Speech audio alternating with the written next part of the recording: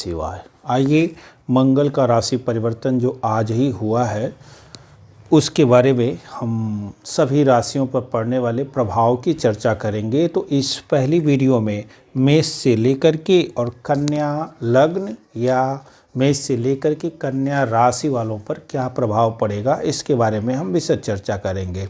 पहली बात ये है कि मेरी सभी वीडियो जो होती है वो लग्न की पहले नंबर पे विशेषता है, उसके बाद दूसरे नंबर पर राशि से। अब आप कहिएगा शास्त्रों में क्या है, तो शास्त्रों में चंद्र राशि से ही ग्रहों के गोचर परिवर्तन को देखने के लिए बताया गया है। ये हर वीडियो में मैं बताता हूँ, लेकिन व्यवहार में हर माह 2 साल से तो मैं इस चैनल पे हूँ और बराबर अध्ययन चल रहा है, तो मुझको ये और अधिक बल प्राप्त हुआ है देखने में कि लग्न राशि से ही सटीक फल की प्राप्ति हो रही है और चंद्र राशि से थोड़े से कम मात्रा में, गौण कोई नहीं है।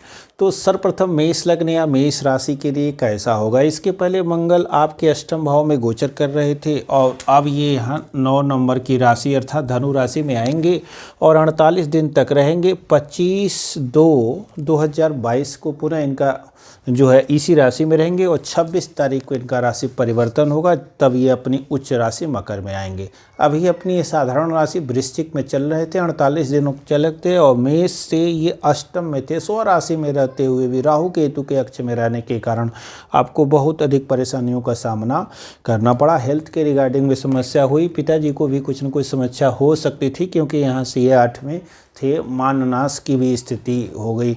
विपरीत राजयोग जो बनता है, लेकिन लग्नेश का अष्टम में जाने से हेल्थ को भी दिक्कत है, इसलिए वो जो राजयोग होगा, जितने अनुभव बुरे अनुभव आप देखे होंगे उसका अब फल प्राप्त होगा। कैसे होगा, तो नवम में आए हैं।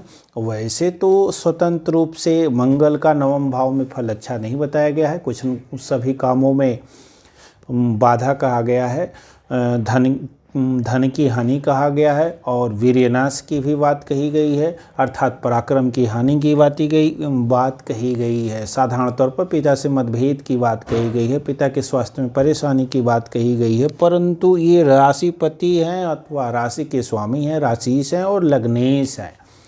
तो लग्नेश होकर के नवम भाव में आना आपके भाग्य की वृद्धि करेगा। स्वास्थ्य में भी अब वृद्धि होगी, सुधार होगा। पहले जो स्वास्थ्य था उससे इस काल में स्वास्थ्य और अधिक उत्तम होगा। इस समय आप निर्णय अच्छे ढंग से ले पाएंगे और साथ में ही जो है इस समय यदि कोई शोध वगैरह का कार्य है तो वो भी अच्छे ढंग से चलेगा। बीमा उमा की प्राप्ति करना चाहते हैं, बीमा एजेंट हैं, तो इस समय वो कार्य आपको प्राप्त होगा।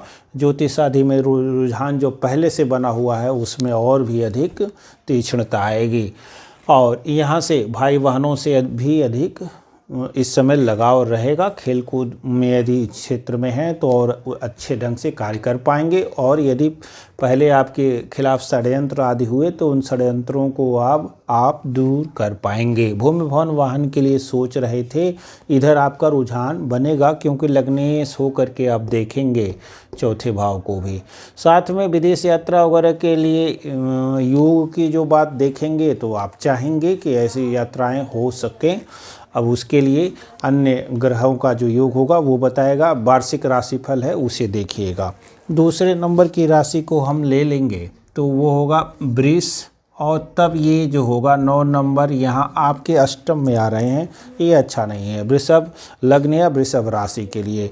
वैसे भी वृषभ के लिए आप देखिए यहाँ ये द्वादशीश बनते हैं और साथ में इनकी दूसरी राशि यहाँ बनती है सप्तम में साधारण राशि। तो पत्नी यदि विवाहित जीवन है तो पत्नी के लिए अथवा आपके साथी के लिए ये अच्छा नहीं है। साथी के स्वास्थ्य में कुछ न कुछ परेशानी आ सकती है, साथी से झगड़ा हो सकता है, दाम्पत्य जीवन में कलह हो सकता है और यदि मंगल की ही दशा चल रही हो तो ये काफ़ी बुरी जा सकती है आपके हेल्थ के रिगार्डिंग और आपके स्पाउस के रिगार्डिंग भी। विपरीत राजयोग बनेगा अर्थात एक्सपोर्ट इंपोर्ट के कारोबार हैं तो उससे लाभ प्राप्त होने की स्थिति रहेगी और विदेश जाना भी चाहते हैं तो जा सकते हैं। अब ये देखेंगे कि वाणी को अपने संभाल के रखना होगा आपको, क्योंकि वाणी से आपको वाणी कड़वी हो सकती है, कुटुंबीजनों से इस कारण झगड़ा भी हो सकता है, भाई बहनों से भी जो है झगड़े होने के योग बन सकते हैं, इसलिए वाणी आदि को संभाल के रखना है। दूसरी चीज़ है कि ज्योतिष आदि के क्षेत्र में है तो इस समय उतना आप अध्ययन नहीं कर पाएंगे, शोध के क्षेत्र में है तो भी ये अच्छा मन नहीं लगेगा। चोट चपेट एक्सीडेंट, चूँकि आपके लिए मार्केश भी बनते हैं, तो यदि मारक खंड चल रहा हो, मंगल की ही दशा चल रही हो तो विशेष सावधानी अपेक्षित है। रुद्राभिषेक करिए, शिव जी की आराधना कीजिए, महामृत्युंजय का जाप करिए, विशेष लाभप्रद रहेगा। और मंगल के जो स्तोत्र हैं उनका पाठ करें, वो भी अच्छा रहेगा। ऐसी स्थिति में कहीं भी इसे राशि वगैरह, यदि आपका लग्न वृष है और राशि मेष हो गई या राशि कुछ और वृश्चिक हो गई तो मूंगा यदि धारण कर लेते हैं, और लग्न ये वृश्चिक वृषभ है तो आपके लिए मूंगा रत्न काफ़ी नुकसानदायक हो सकता है, तो ये और भी प्रबल एक्सीडेंट का योग बना देगा, इसलिए सावधान रहना है। अब तीसरी राशि है वो है मिथुन। मिथुन के लिए आपके यहाँ नवम इसी भाव में चलेंगे। पहले तो काफ़ी उत्तम स्थिति में थे, छठे आपके लिए 1.5 महीना बहुत अच्छा गया, तो इधर सावधान ही रहना चाहिए क्योंकि लग्न पर दृष्टि है इनकी, और यहाँ वाणी पर तो वाणी भी बहुत अच्छी नहीं रहेगी, और आपके लिए प्रबल मार्केश का काम करते हैं, लग्नेश के शत्रु भी हैं, तो वाणी को लेके सावधान रहना है, अपने व्यक्तित्व को भी लेके सावधान रहना है, और साथ में अपने जैसे पित्त जनित पीड़ा भी हो सकती है, साथी से बहस भी हो सकते हैं, झगड़े भी हो सकते हैं, पहले से ही झगड़ा चल रहा है तो इसलिए और अधिक सावधान रहने की ज़रूरत है, क्योंकि यदि खराब बोली बोलेंगे तो यहीं पर बैठे हैं दाम्पत्य जीवन और नरकमय होगा। इसलिए अपनी वाणी को संभाल के रखिए और साथ में अपने स्वास्थ्य को संभाल के रखिए तो ज़्यादा अच्छा रहेगा, वरना साथी से और भी अधिक मनमुटाव होगा। यात्राओं में कष्ट की अनुभूति होगी, पेट संबंधित परेशानी हो सकती है, और साथ में पेट संबंधी विशेष दिक्कत हो सकती है, पित्तजनित पीड़ा भी हो सकती है। अब चलते हैं अन्य भावों को देखेंगे तो वृषभ राशि वालों की अन्य परेशानियां क्या क्या हो सकती हैं। तो कार्य क्षेत्र में भी परेशानी हो सकती है, इसलिए कार्य क्षेत्र में भी व्यर्थ का बहस आदि आपको नहीं करना चाहिए।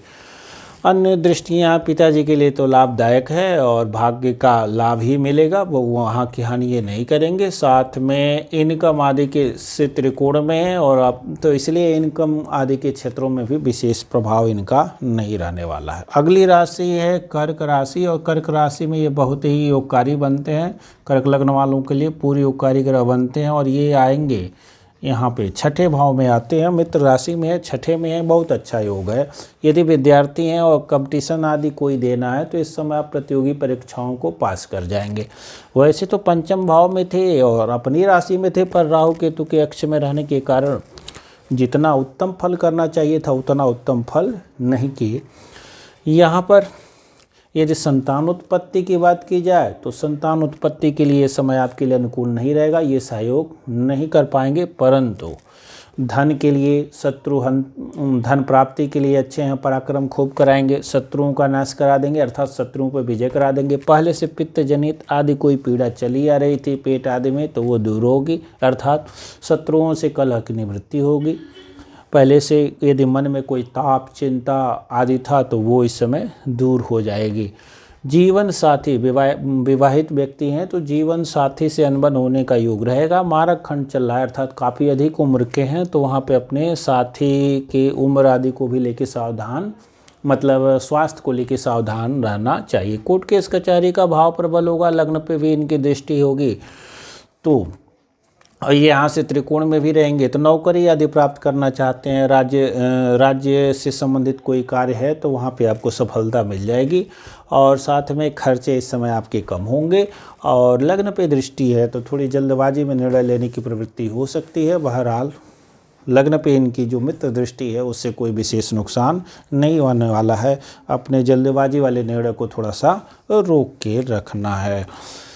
और सिंह लग्न या सिंह राशि के लिए ये बहुत ही अच्छा योग बन जाएगा। मित्र राशि में यहाँ भी ये पूर्ण योगकारी ग्रह बन जाते हैं, क्योंकि 1, 5, 9 ये भाग्येश हैं और अपने समय भाग्य का प्रबल साथ प्राप्त होगा। पिताजी के स्वास्थ्य में यदि पहले से कोई दिक्कत थी तो वो पिताजी का स्वास्थ्य भी उत्तम हो जाएगा। और भाग्य का साथ मिलेगा और क्या क्या मिलेगा, तो यहाँ से 1 7 8, यहाँ पे 8 बनता है, अर्थात भूमि भवन वाहन का भी योग बनेगा। माता जी के स्वास्थ्य में और सुधार होगा, उसमें कहीं कोई दिक्कत नहीं आने वाली है। 1 2 3 4 ये, हाँ थोड़ा सा वाहन चलाते उलाते हूँ तो थोड़ा सा सावधान रहना चाहिए, क्योंकि इनकी दृष्टि पड़ेगी अष्टम भाव पे, तो हो सकता है कहीं चोट वगैरह की स्थिति बने। लेकिन मंगल की दशा अंतर्दशा चल रही हो और मंगल बुरे स्थानों पे बैठे हों तब, अन्यथा बहुत अधिक घबराने की जरूरत नहीं है। इसमें बहुत ही योगकारी स्थिति में ये रहते हैं। मन में चिंता, जैसे सिंह राशि हो या लग्न हो, तो यहाँ पे चिंता आदि नहीं देंगे, दूसरी राशियों के लिए दे सकते हैं। यहाँ पे लिए आपके बल्ले बल्ले मंगल का गोचर रहने वाला है।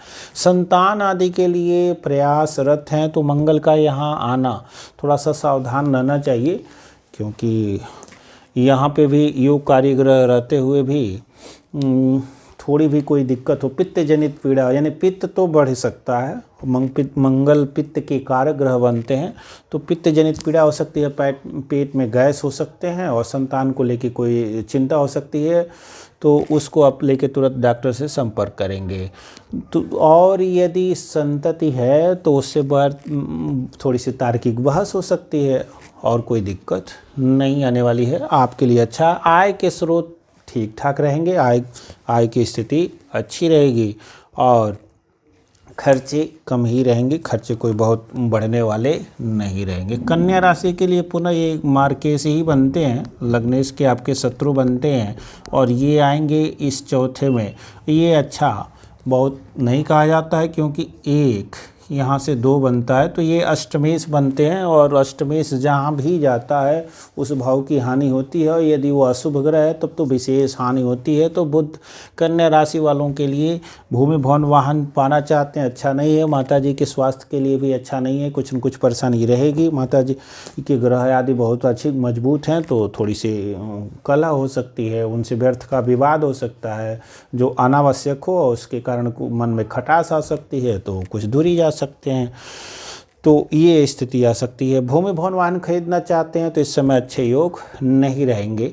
और यहाँ से 1 2 3 4, दाम्पत्य जीवन में भी कलह की स्थिति बनेगी। विवाह करना चाहते हैं, नए व्यक्ति हैं, तो विवाह में भी कुछ न कुछ बाधा आएगी, तय नहीं होगा इस पीरियड में।